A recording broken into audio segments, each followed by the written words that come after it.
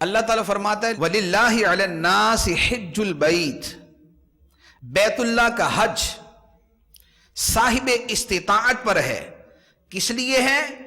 اس میں کوئی دوسری شے بیان نہیں فرمائی، فرمایا للہ، خالص اللہ کے لیے، خالص اللہ کے لیے۔ اور افعال حج وہ ہیں کہ جو محبت الہی کو قدم قدم پہ ظاہر کرتے ہیں۔ ایک آدمی اپنی روٹین کا لباس اتار دیتا ہے اور بے سلے 2 کپڑے پہن لیتا ہے، اس کے بعد وہ مکہ مکرمہ جاتا ہے۔ خانہ کعبہ بیت اللہ ہے، اللہ کا گھر ہے، اور جس طرح محبوب کے گھر کے گرد چکر لگائے جاتے ہیں، یہ 2 کپڑے پہن کے محبت الہی میں چکر لگاتا ہے۔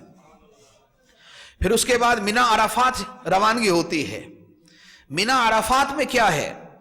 مینا کے اندر گئے، بس ایک میدان ہے، جا کے بیٹھ گئے۔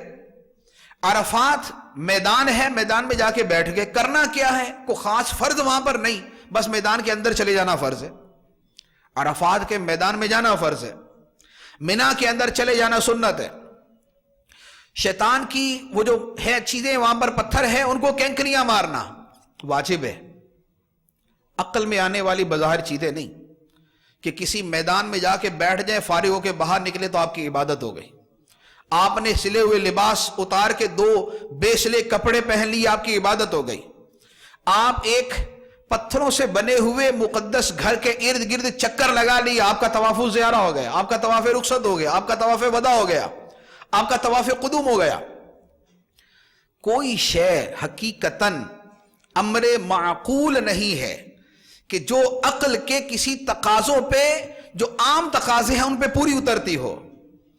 تو وہاں پر بطور خاص پیچھے کیا ہے کہ بھائی وہاں پر جا کے چکر لگانا سمجھ آتا یا نہیں آتا، بس ہمیں اتنا بتا دیا گیا کہ یہ ہمارے خدا کا گھر ہے۔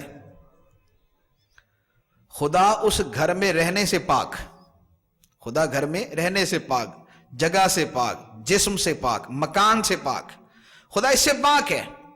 اب ہمیں اتنا بتا دیا بیت اللہ، نسبت تشریفی کے ساتھ بتا دیا کہ اس مکان کو شرف حاصل ہے اللہ کی طرف منسوب ہونے کا، بس خدا کی طرف منسوب ہونے کا شرف حاصل ہے۔ جا کے اس کے چکر لگانا شروع کر دی، جا کے اس کے چکر لگانا شروع کر دی۔ مینا عرفات کے اندر جانا ہے بھی، جا کے کوئی کام تو کرنا نہیں ہوتا۔